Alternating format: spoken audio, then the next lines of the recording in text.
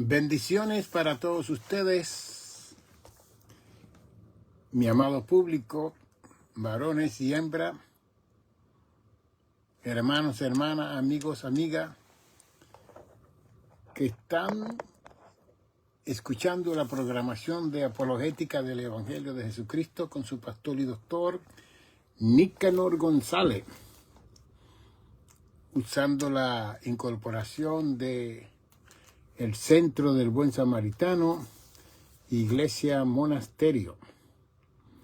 Y aquí estamos para entregarle una vez más otra enseñanza del Evangelio de Jesucristo. Y estamos haciendo una combinación de la persona de Jesucristo, esa es una, y la palabra de Jesucristo, esa es otra, y lo profético de toda esa palabra del Evangelio y cómo contextualizar y aplicar esa palabra al tiempo en el cual nosotros estamos viviendo. Usando todo su contexto histórico, exegético, hermenéutico, pedagógico, donde podamos nosotros tener la capacidad de recibir una enseñanza propia, adecuada, digna, que pueda producir lo que dice las mismas palabras en Juan 8:32, y conoceréis la verdad, y la verdad os hará libre. Y si el Hijo libertare, seréis verdaderamente, dice el verso 36 de Juan 8. Y que estamos intercalando diferentes enseñanzas con el mismo propósito de tener la mejor ubicación de la enseñanza del Evangelio para el presente día en la cual estamos viviendo. Y hay un verso interesante que se habló 2800 años atrás a través de la boca del profeta Isaías.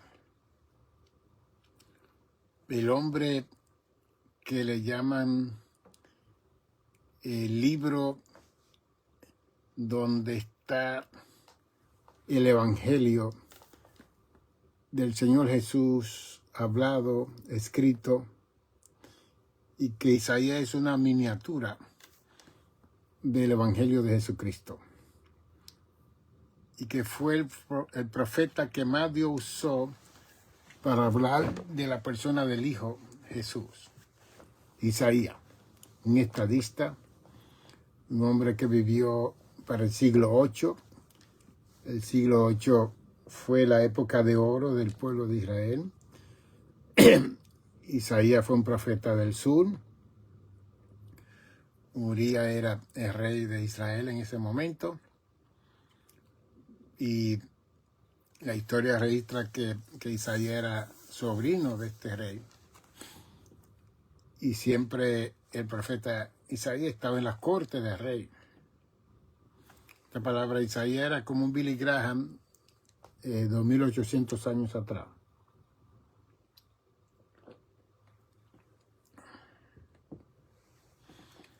Y fue la persona que Dios preparó y usó para traer la enseñanza en la persona del Hijo de Dios.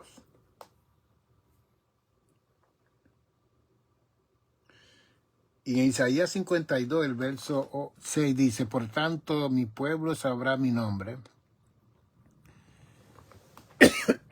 Por esta causa, en aquel día, porque yo mismo que hablo, he aquí, estaré presente. Wow. Bien. Yo mismo que hablo, estaré presente.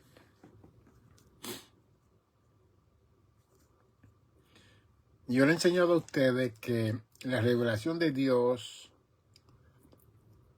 vino a nosotros a través de una forma lenta, gradual, progresiva y evolutiva. Y espero que toda la denominación y todas las más de 40 millones de iglesias puedan entender este concepto que yo les estoy presentando. Porque nuestras compulsiones y nuestra rapidez no van a hacer que se cumpla lo que Dios quiere hacer en el tiempo de nosotros. Porque todo lo que Dios habló se va a cumplir en el tiempo de Dios, porque fue Dios que lo habló, no fui yo ni usted. Y por más unción y poder y profecía que yo pueda hablar, Dios va a cumplir su palabra en el tiempo de Dios, porque esa es la soberanía de Dios.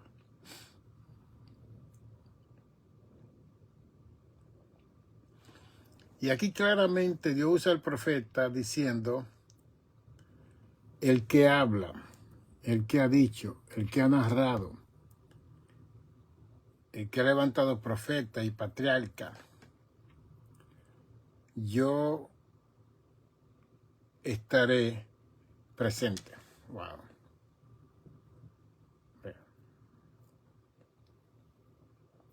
En Génesis 3:15 se nos habla que la simiente de la mujer iba a dar la luz, el cual iba a pisarle la cabeza a aquel que causó la caída de Adán y Eva.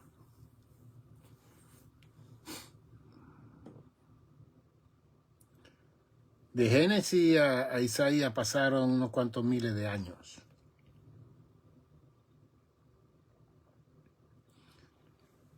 Y en esa lentitud de Dios, en esa forma gradual de Dios, en esa forma progresiva de Dios, en esa forma evolutiva de Dios, Dios siguió dando la luz de su propósito, de su intención y de su voluntad para salvar al género humano.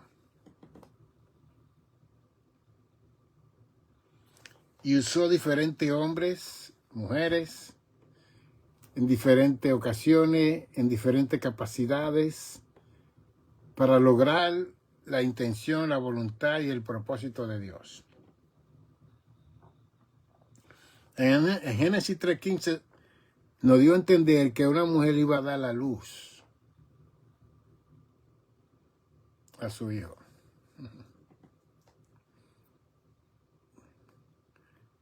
En Génesis 49:10, Jacob, profetizándole a sus 12 hijos, en el verso 10 dice que de Judá, de la tribu de Judá, iba a salir Silo, el que iba a gobernar las naciones y regir los pueblos. Está hablando del Mesías. Así que tenemos la evidencia de que el que iba a pisarle la cabeza a Satanás, la serpiente antigua, iba a nacer de una mujer. Y ya en Génesis 49:10 se nos habla de que iba a venir de la tribu de Judá. Ya está dando localización, ubicación. Entonces esa es la forma de la revelación de Dios en su forma lenta, gradual, progresiva y evolutiva. Que cada vez que Dios usaba a los profetas, a los patriarcas, traía una luz más avanzada de su propósito. En Génesis, Dios se le reveló a Abraham, en capítulo 17 de Génesis, como Elohim, el Dios Todopoderoso. En Éxodo 6, 1, 2 y 3, Dios se le reveló a Moisés como Yahweh, el que tenía existencia por sí mismo, para sí mismo, y en sí mismo él era su propia existencia.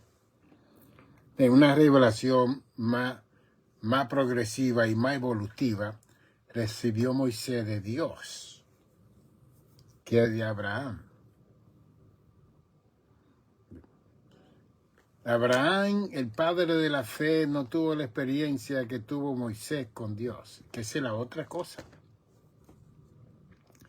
que aparte de Dios revelar en su narrativa revelativa divina, celestial, bíblica, cada hombre y mujer que fue llamado, tocado por Dios, cada uno recibió una situación diferente de revelación de Dios, que no fue la misma. Porque Dios es un conocimiento continuo, constante, por toda la eternidad. Dios va a ser un conocimiento revelativo para toda su criatura. Entonces, aparte de conocer lo básico que el Mesías iba a nacer de una mujer, que vendría de la tribu de Judá, cuando Dios entonces levanta al profeta Isaías, él lo usa y le dice en el capítulo 7 de Isaías, verso 14, es aquí que la Virgen concebirá y dará a luz un hijo y se llamará Emmanuel, que significa Dios con nosotros. En el capítulo 7, verso 14 de Isaías. Y hay una revelación aún más mayor de que simplemente una mujer iba a dar la luz. Ahora está hablando que esa mujer iba a ser virgen. Y que ese hijo entonces no iba a nacer de un contacto marital de un hombre y una mujer. Que la virgen iban a concebir, la virgen no dan a luz si no tienen contacto con un hombre. Entonces ahí viene una revelación más evolutiva, más imposible. Porque la idea es que Dios prepara nuestros corazones con las cosas básicas, simples, y uno va creciendo en ese conocimiento. No para entender ni comprender, sino para conocer de la forma que Dios se revela a los seres humanos. Ya Isaías está estableciendo que el nacimiento de este hijo iba a ser milagroso, portentoso, maravilloso, excepcional, extraordinario, único, exclusivo. Por eso es que en Juan 1:14 dice el unigénito Hijo de Dios. En Juan 1:17 el unigénito, 18 el unigénito, el único de su clase. Y la revelación no solamente se queda en que iba a ser de una virgen el Mesías que iba a nacer, sino que en el capítulo 8:9 de Isaías, el profeta dice, porque un niño nos he nacido, hijo nos he dado. Y el principado sobre su hombro, lo principal sobre su autoridad, su poder, y el principado sobre su hombro, y se llamará su nombre admirable. Con letra mayúscula, admirable. Letra mayúscula, consejero. Letra mayúscula, Dios fuerte. Letra mayúscula, Padre eterno. Letra mayúscula, príncipe de paz. Casi nada. Bien. La mujer iba a dar a la luz un hijo. Isaías nos revela que este hijo iba a nacer de una virgen. Y después establece qué autoridad, qué poder iba a estar sobre el hombro de este niño. Iba a ser admirable, consejero, Dios fuerte, Padre eterno, príncipe de paz. Se declara. Y después Isaías sigue hablando que en él iba a habitar el Espíritu de Dios, de Jehová, Espíritu de sabiduría, Espíritu de inteligencia, Espíritu de consejo y de poder, espíritu de conocimiento y de temor de Jehová. Y le hará entender diligente en el temor de Jehová, no juzgará según la vista de sus ojos, ni arguirá por lo que oigan sus oídos. Interesante todo esto. Y todo ese capítulo 11 habla de la forma que este hijo que iba a nacer, iba a crecer aquí en la tierra, iba a hacer juicio, y lo que habla es de justicia. Porque iba a manifestar la justicia de Dios con los seres humanos.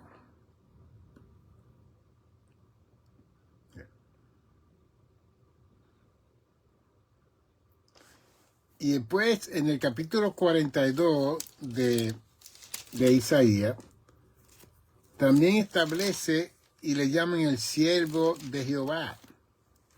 Así que le llaman. Ya está grande, ya. Y aquí que mi siervo, yo le sostendré, mi escogido, en quien mi alma tiene complacencia. ¿Recuerdan cuando Cristo fue bautizado en el río Jordán por Juan el Bautista? Capítulo 3, verso 16, que los cielos se abrieron y se oyó la voz de Dios que dijo, este es mi Hijo amado, en él yo tengo complacencia. Y eso está profetizado aquí, en Isaías 42.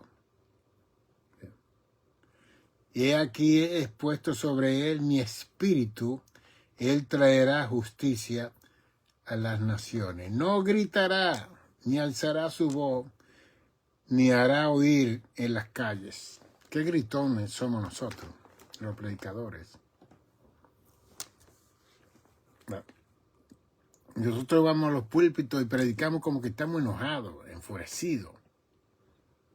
Y hablamos 100 palabras por segundo, como que tenemos que hablar eso tan rápido, aunque la gente no entienda. Aquí habla que Cristo no iba a gritar, sino que iba a hablar la palabra de verdad. No iba a alzar su voz en las calles ni en los lugares. Y nosotros como iglesia hemos calificado el grito, el salto, el brinco como unción de Dios, como poder de Dios. Ese está ungido. ¿Ya? Quise que si tú hubieras vivido en el tiempo de Cristo, Cristo hablaba calmado, tranquilo. Usted hubiera dicho, ese hombre no tiene la unción y el poder de Dios. Ahí está. Bien. Y hay personas que le han dado un micrófono con un volumen adecuado y ellos quieren que se lo suban y después ponen su micrófono casi que se están comiendo el micrófono. Cuando en esa asamblea hay niños recién nacidos, hay adolescentes, hay personas que tienen problemas hasta con el tímpano y en los oídos. Dios nos ayude a nosotros, la iglesia carismática, en el mundo entero, que no es simplemente los pentecostales, todos los grupos carismáticos se han basado en un sensacionalismo de emoción y sentimiento que eso no tiene lógica ni razón. Entonces, describe cómo iba a ser la persona de Jesús aquí en la tierra.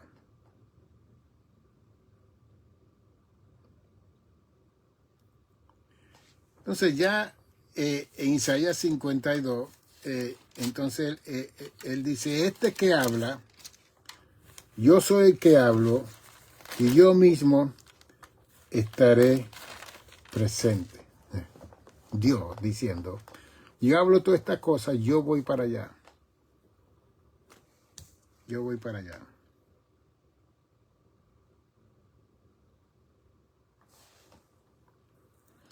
Y esto era el profeta Isaías profetizando de todo este acontecimiento que iba a acontecer para el tiempo de Dios. Usted ve la gente hoy en día hablando en la radio, en las redes, en el internet, en todos los lugares, forzando la profecía bíblica, diciendo lo que no va a acontecer, que se ha profetizado, pero que no va a acontecer en el tiempo de ellos. Va a acontecer, pero no en el tiempo de ellos. Porque aquí mismo, en Isaías 42, dice esto, para que entendamos. En el verso 8 de Isaías 42, yo, Jehová, este es mi nombre, y a otro no daré mi gloria, ni mi alabanza a escultura. Okay. La palabra de Dios está establecida, está narrada, está escrita. No importa las interpretaciones que hemos tenido de ella en el mundo entero, las traducciones. La cosa es que lo que está establecido en este libro sagrado, millones y millones y millones de gente se han salvado creyendo en lo que dice este libro sagrado. Que el exegeta dice que eso no es así, que el teólogo dice que eso no es así, que el erudito dice que eso no es así. La cosa es que la salvación no tiene que ver con nada de eso. La salvación tiene que ver con lo que dice Romanos 10, 9 y 10, que si confesares con tu boca que Cristo es el Señor y creyer en tu corazón, será salvo. Dos cosas, creer y confesar, y uno es salvo.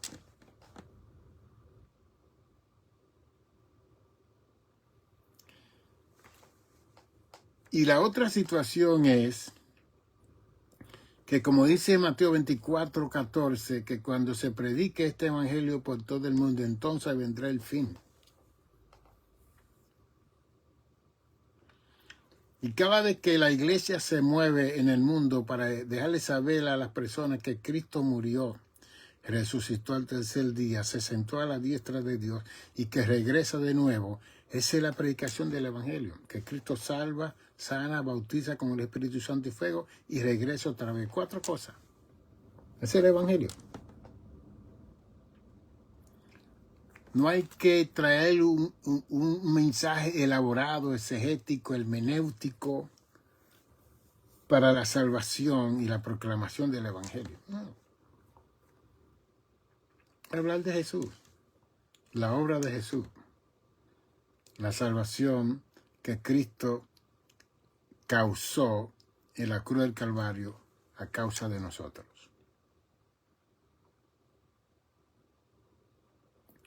Entonces, Dios es tan sabio y tan inteligente que Él no nos dio toda la información inmediata porque estuviéramos todos en un manicomio. Por lo menos el mundo antiguo testamentario aceptó que la mujer y la simiente de la mujer, de ella iban a ser el Mesías. Por lo menos. ¿Cuándo se complica la cosa? Cuando Dios entonces usa Isaías 7:14, y la Virgen concebirá. ¿La qué? Ahí se complicó la cosa. Que Dios ve en cuando tira su cosa para trastornar la mente de nosotros los humanos, porque no, como nosotros creemos que lo sabemos tanto y somos tan inteligentes, Dios tira su cosita, a ver, déjame tirarle esto a ver lo que ellos van a hacer. Y que todo el mundo sabe que una virgen no da luz si no tiene contacto marital con un hombre. Pero Dios usó a Isaías y dice, dile a ellos que la virgen va a concebir, para que vea la obra que yo voy a hacer. Es la virgen que va a concebir, no es una mujer casada, no es una mujer, es una virgen que va a concebir, que yo estaré presente. Yo voy a ir y yo voy a hacer que una virgen me dé a luz a mí de 9 meses. Eso es increíble, increíble. Entonces, esta es una cosa incomprensible de la narrativa de la revelación de Dios, una, de la obra de Dios, dos, y lo que falta por cumplirse, tres. Y después que se cumpla, será gloria sin fin, gloria por siempre y para siempre. Y todo eso lo hace Dios. Si usted no entiende y comprende, yo tampoco, hagamos silencio. Y cumplamos con lo que dice el Salmo 46:10. Está quieto y conocer que yo soy Dios. Está quieto y conocer que yo soy Dios. Seré exaltado entre las naciones y enaltecido entre los pueblos. Entonces, cuando el Hijo viene a la tierra, en el verso 18 de Isaías, de Juan 1, el Hijo dice a Dios, nadie lo vio jamás.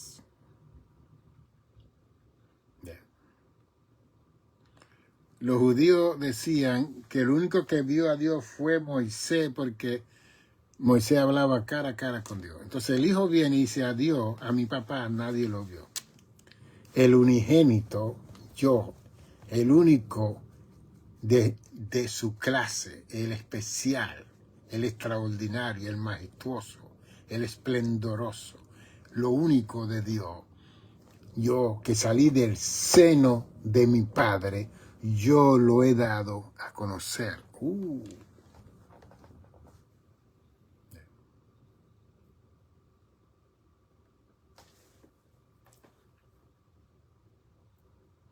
Y después en Juan 6:44 dice, nadie viene al Hijo si el Padre no se les revela. Y Cristo en Juan 14:6 dijo, yo soy el camino, la verdad y la vida. Nadie va a mi Padre si no es por mí. ¡Wow! ¿De qué combinación tan profunda? Porque en Juan 10:30 dice, el Padre y yo uno somos. Tremendo. Esencia, sustancia, uno somos. Eso era lo que les rompía la cabeza a los maestros, a los intérpretes, a los sacerdotes, a la jerarquía religiosa del tiempo de Cristo del primer siglo.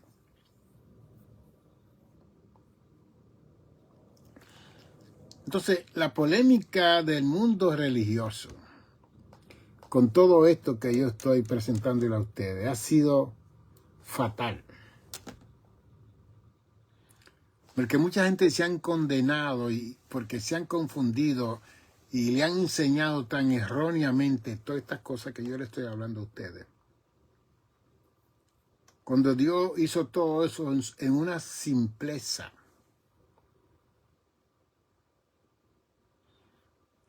en una forma básica, para que nadie tuviese excusa.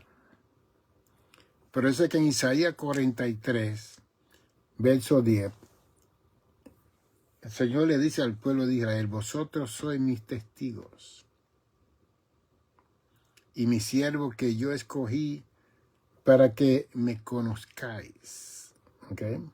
Creáis y entendáis que yo mismo soy.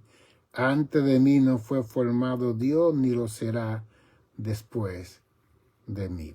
Yo Jehová, y fuera de mí no hay quien salve. Tremendo. Toda esta enseñanza la trajo el profeta Isaías. Porque la experiencia del capítulo 6 del profeta, de ver a Dios sentado en el trono, eso cambió la vida del profeta. Lo cambió completamente.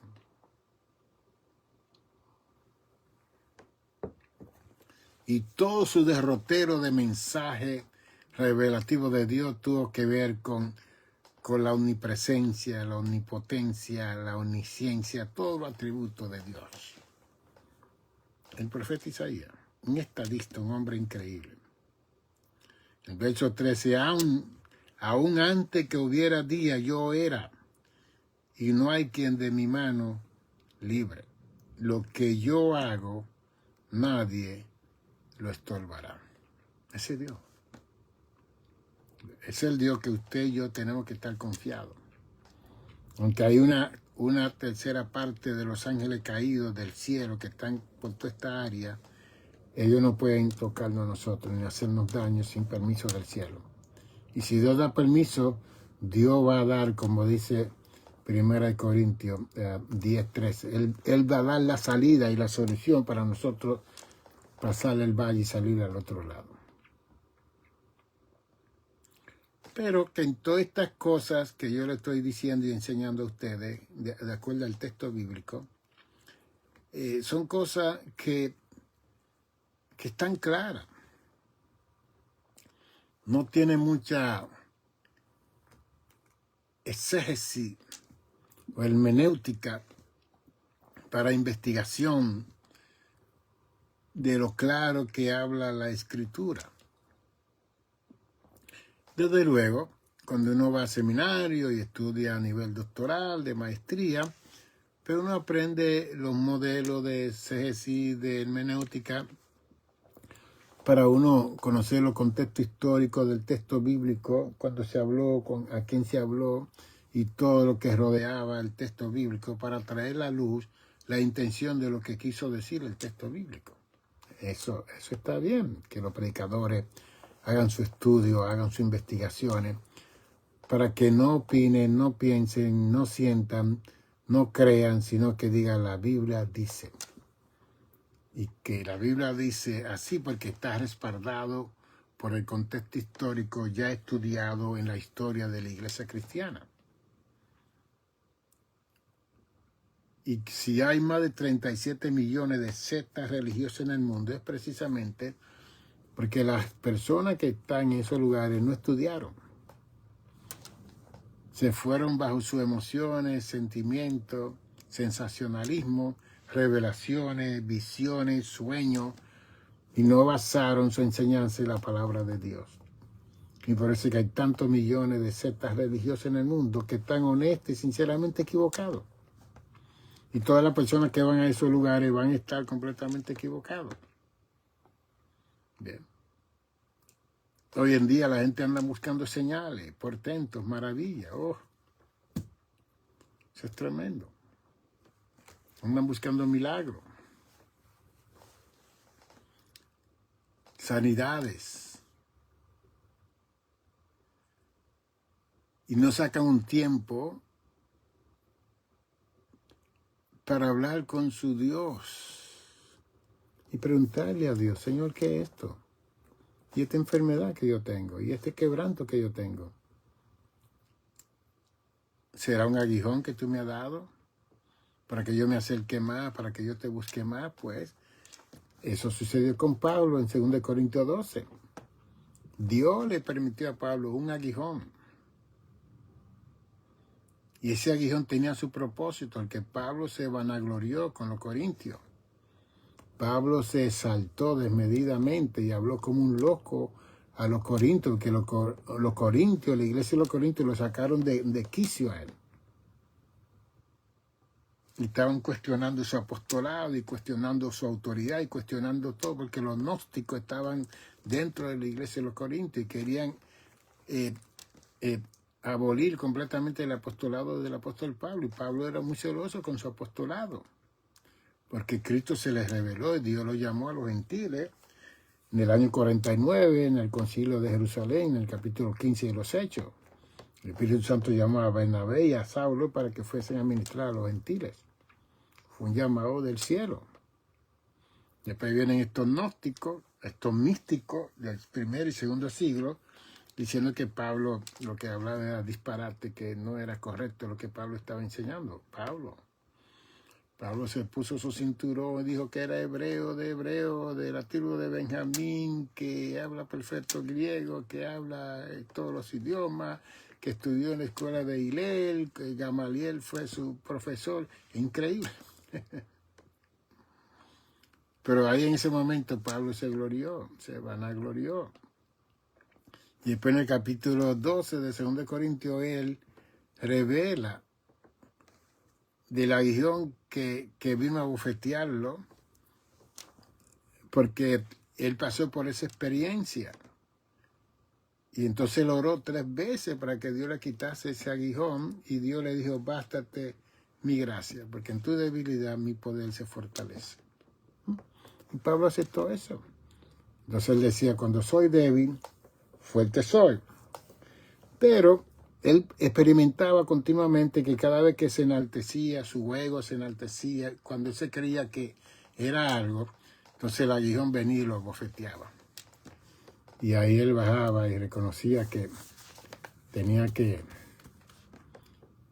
buscar el rostro de Dios. Hay mucha información de ese aguijón, pero lo importante no es lo que Pablo tenía, sino la experiencia que tuvo Pablo con ese aguijón.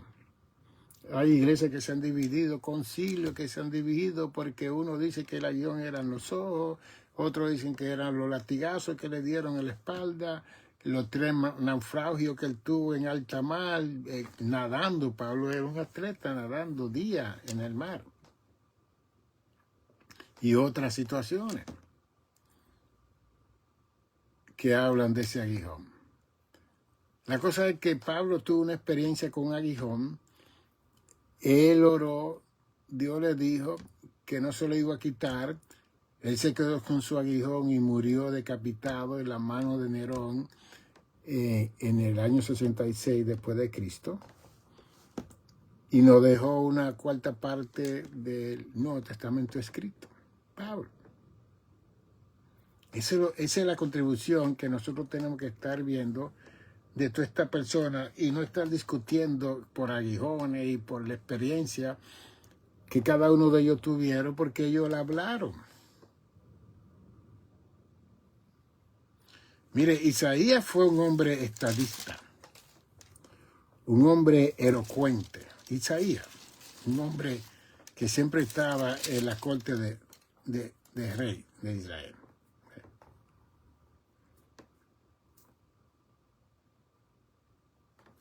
Sin embargo, llegó un momento que Isaías tuvo que predicar con su trasero descubierto en las calles. Isaías, el profeta Isaías. Bueno.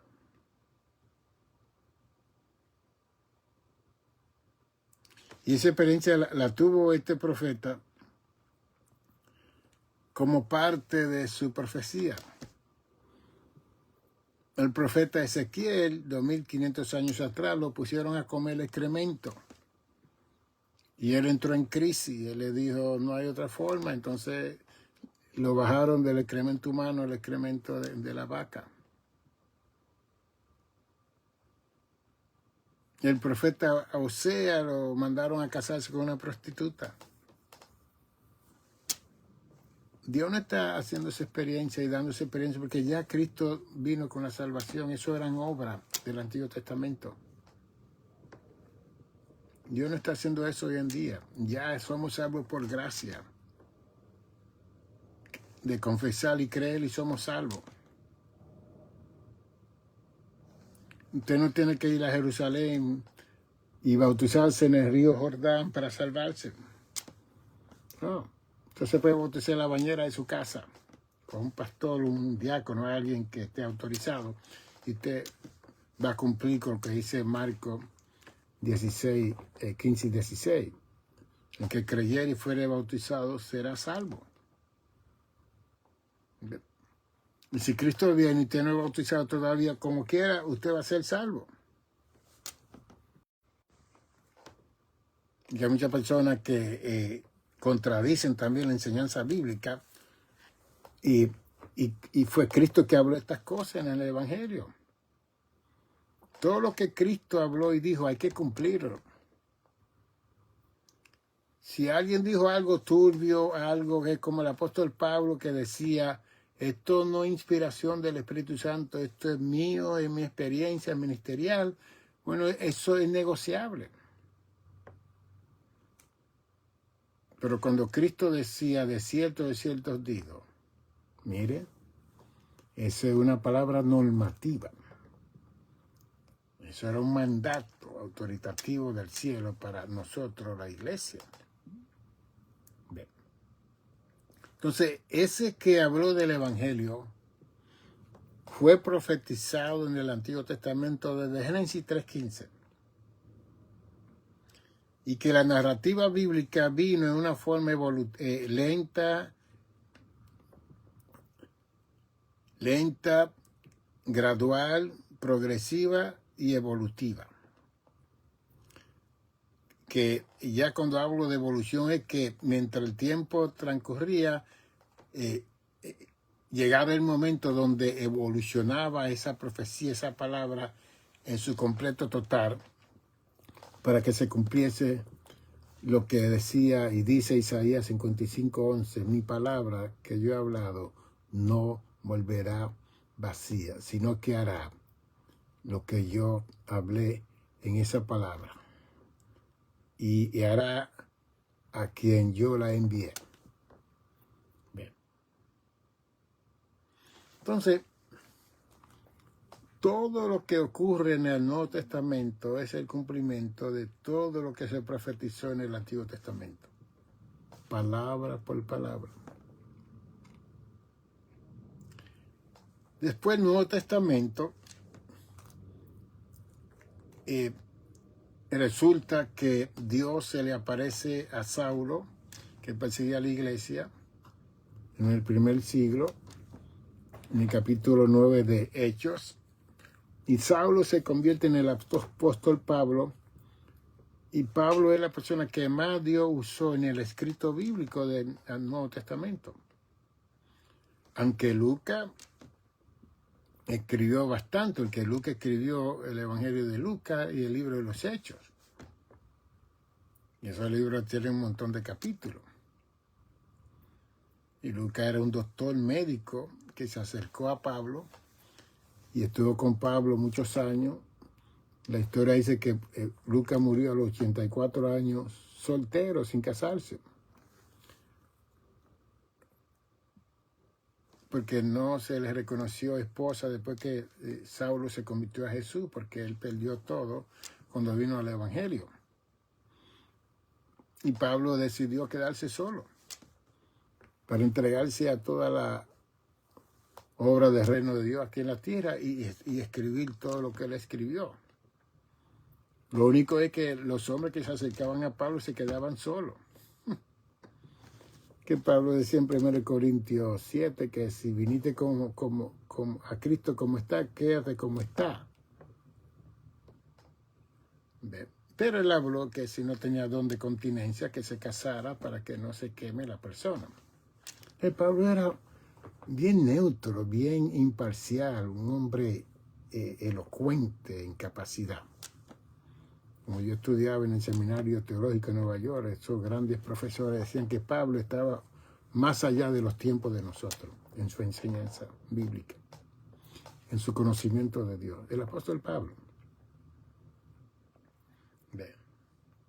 Entonces, si conocemos todas estas cosas, y todas estas cosas tuvieron su cumplimiento 2000 años atrás, podemos decir que Dios es verdadero, que Dios es justo, que la palabra de Dios no vuelve atrás vacía, que lo que Dios habló se cumple. Podemos decir eso. Y que todas las miles de promesas que tiene este libro sagrado se van a cumplir si nosotros las creemos y las confesamos.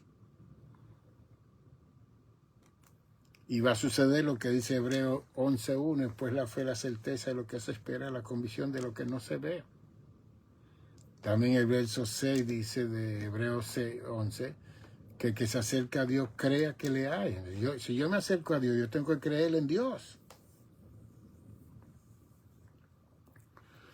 Dios es tan grande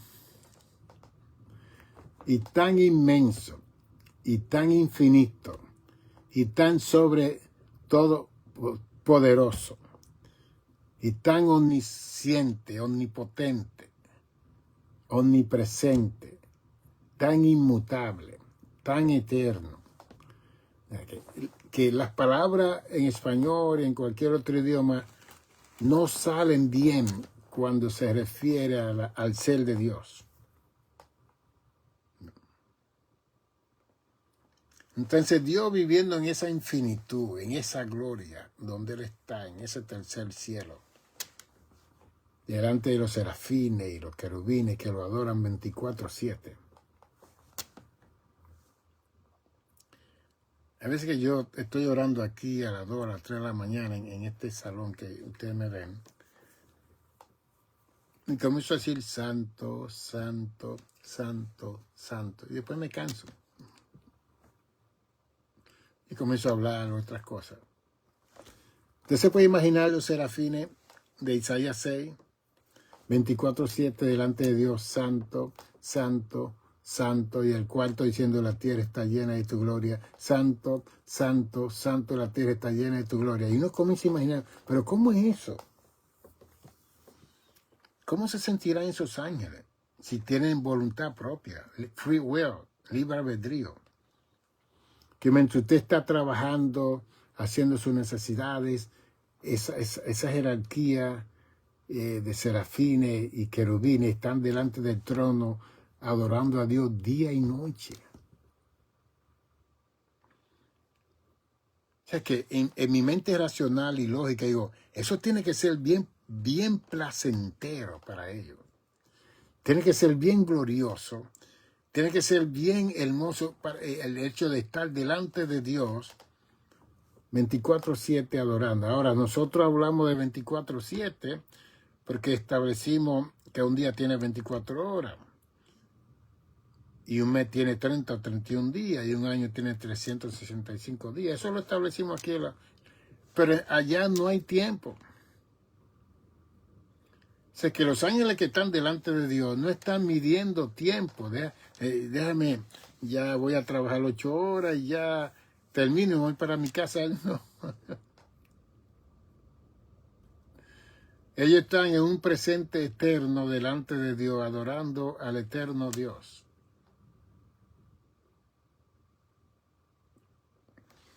Entonces yo estudié psicología profesionalmente, soy un psicoterapeuta licenciado del estado de Nueva York. Y oigo a mi colega diciendo que Dios tiene problemas, que necesita la adoración, la adulación de sus ángeles, porque ellos no pueden parar y estar tranquilos.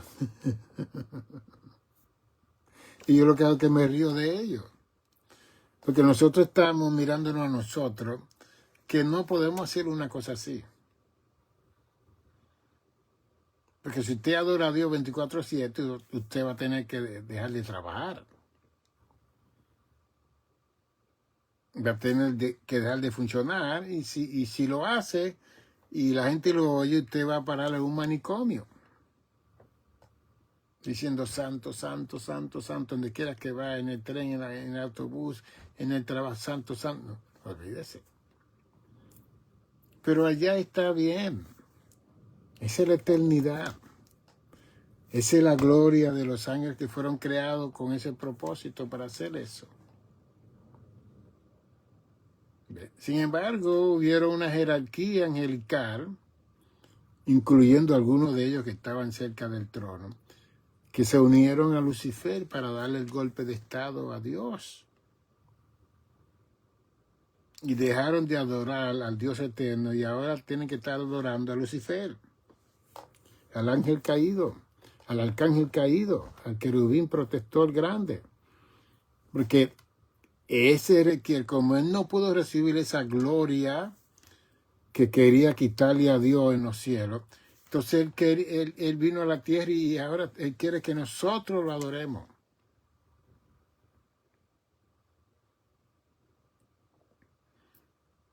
En un momento dado, Lucifer habló conmigo. Y me dijo, yo quiero que tú me adores y me sirvas. Así me dio en voz audible. Digo, bueno, muchacho, yo le sigo a Jesús. Cristo es mi Salvador y mi Señor, yo lo siento mucho. Porque ese ser es real. Las fuerzas del mal son reales. Pero más reales son lo celestial, lo divino, lo que están con nosotros. Porque Dios es uno, pero Dios es mayoría. Y más son los que están con nosotros que los que están en contra de nosotros. O sea, que hay una aseguranza para cada uno de nosotros que eso Es increíble. Y por eso es que nosotros tenemos que sacar tiempo para estar en comunión con el cielo, en oración, para conocer esta potencia de fuerza que hay aquí en la tierra, que quiere destruirnos de una forma u otra. Y lo más interesante de todas estas situaciones de la venida de Cristo y lo que Cristo dio, porque aún en Juan 12:31, Jesús dijo, yo he venido a echar fuera al príncipe de las tinieblas de este mundo. Miren, es que él no solamente se habla de Lucas 19:10, el Hijo del Hombre vino a buscar lo que estaba perdido. Y también en Juan 12:31 dice, yo he venido a echar fuera al príncipe de las tinieblas de este mundo. Yo lo voy a echar fuera. Que yo lo vi caer como un rayo del cielo. Y yo vine aquí como hombre, y como hombre, hijo de Dios, aquí en la tierra, en 33 años y medio, yo voy a estar aquí y lo voy a echar fuera también. Así que la fuerza del mal, especialmente Lucifer, está en crisis. Ese necesita terapia y consejería más profesional que nadie, porque lo echaron del cielo a la tierra. Y del cielo vinieron a la tierra para echarlo también fuera de la tierra. Y lo último que van a hacer es que lo van a mandar, como dice Apocalipsis 20:10, al lago de fuego y azufre por toda la eternidad. Así que toda esa fuerza del mar fue vencida por la persona del Hijo, en forma de hombre. Porque Dios no tenía que pelear con Lucifer. Lucifer es una criatura de Dios. Lucifer es un siervo de Dios.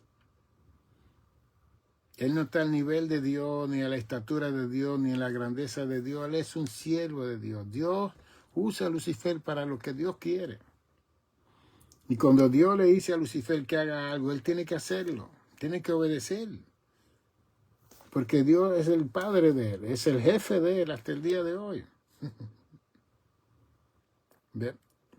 Y después Dios viene en forma de hijo y lo vence aquí en la tierra, en su propio territorio, porque esta tierra es de Dios. Como dice el Salmo 24, lo de Jehová es la tierra y su plenitud, el mundo y lo que en él habita, punto. Pero él, cuando llegó aquí, él se hizo dueño de todo. Y aún en el capítulo 4 de Mateo y Lucas 4, él le ofreció todos los reinos. Dice, eso es mío.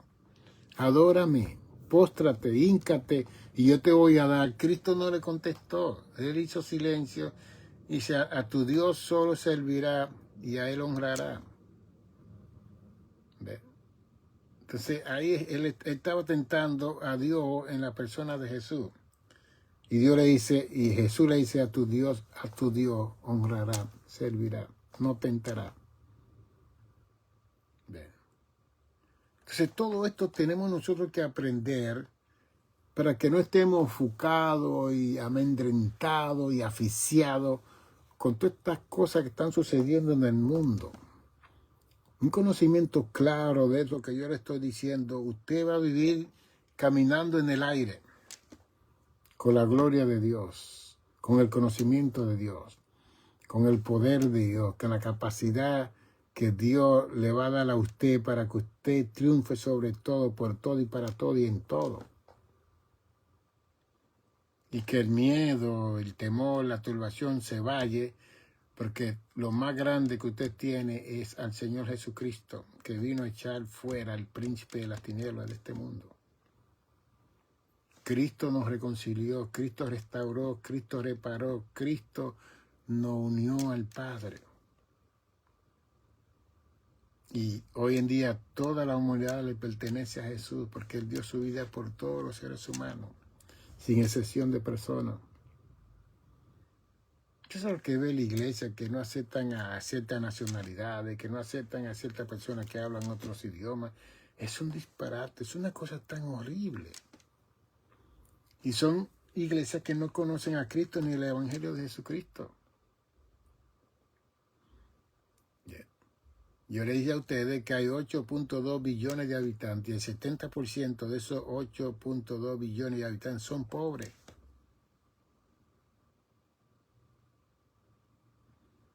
Cuando María le tiró más de 400 días de trabajo, denario, a Cristo en los pies, estaban los matemáticos, discípulos. Ahí estaba Judas y estaba feliz. Pero eso se podía dar a los pobres. Venderle el perfume y dárselo a los pobres. Ese dijo, a los pobres siempre tendréis entre vosotros. No, a mí no. Es que a Cristo le gustó que le perfumaran sus pies y le dieran masaje a la mujer María. Yo tuve una experiencia hermosa de Jesús como ser humano aquí en la tierra. Cosa tan bella que uno lee en el Evangelio de la forma de Jesús. Cuando María y Marta veían a Jesús, él iba a Betania y Betania estaba a 1 milla de Jerusalén. Jesús iba siempre a esa casa. Y María sentaba a Jesús y le quitaba la sandalia y le daba masaje en sus pies. Que Cristo caminaba, él caminó cuando estaba en Galilea, cuando vino a resucitar a Lázaro. Él caminó casi 4 días para estar ahí. Entonces, Cristo fue tan humano como Dios completo. Él fue 100% Dios y 100% hombre. Y cuando yo miro a Cristo, yo quiero ser como Jesús. Él amaba incondicionalmente a todo el mundo. Él quería incondicionalmente a todo el mundo. Hacía justicia con todo el mundo. No hacía excepción de personas. Mire, la mayoría de los milagros que Cristo hizo en Israel fueron a los gentiles, no fueron a los judíos. Lea el Evangelio. La mayoría de la gente que tuvieron fe grande, que impresionaron a Jesús, como el centurión ese, que su siervo estaba enfermo. Y Cristo dijo, voy para tu casa a sanar. Y dijo, no. Él dijo, yo soy jefe y doy mi palabra a mi soldado. Usted diga la palabra, yo creo que mi siervo se va a sanar. Cuando él fue a su casa, el siervo estaba sano. La mujer cananea, que tenía a su hija endemoniada, pidió auxilio de Jesús. Y Cristo le dijo para probarla, pero es que nosotros no podemos darle los panes a los perros. Y la mujer dice, sí, está bien lo que tú dices, pero las migajas que caen de la mesa, los perrillos comen de esa migaja. Y Jesús dijo, oh, mujer, grande es tu fe. Vete que tu hija está liberada. Increíble. Fueron gentiles. No fueron judíos. Así que eso fue una vergüenza para el pueblo judío de haber rechazado al Mesías cuando los gentiles estaban en tinieblas, en oscuridad, pero veían, oían, veían las acciones de Jesús, las palabras de Jesús, y ellos se convertían y confesaban a Jesús. Bien. Así que vemos la forma de Dios revelarse a los seres humanos, lenta, gradual, progresiva y evolutiva. Vamos a ir hablando de esta temática durante la semana, el martes por la tarde a las 5. Si Dios nos da salud y Cristo no viene, después seguimos el jueves y el sábado. Estén siempre pendientes entre las 5 y las 6, porque todo depende de lo que ocurra. A veces que tengo que ver un paciente de emergencia que está en crisis, necesitan evaluaciones para inmigración o algo. Y yo hago todo ese trabajo y le doy prioridad a eso también. A ustedes siempre yo lo voy a tener en diferentes horarios cuando pueda salir. Pero mire, mandé a buscar este libro en Amazon. La incomprensión del mal y la santidad de Dios. Está en inglés también, para sus hijos deben de comprarlo, para que sus hijos lean un buen escrito de su siervo Nicanor González. Porque aquí yo hablo que el mal es una condición que vive el ser humano y que como Dios vive en santidad, en su honestidad, en su santidad, en lo bueno y lo hermoso, que lo hermoso y lo bueno de Dios llama a la gente que vive en la incomprensión del mal a participar de su santidad. Que la santidad no separa a los seres humanos de Dios, lo llama. a la reconciliación, a la restauración.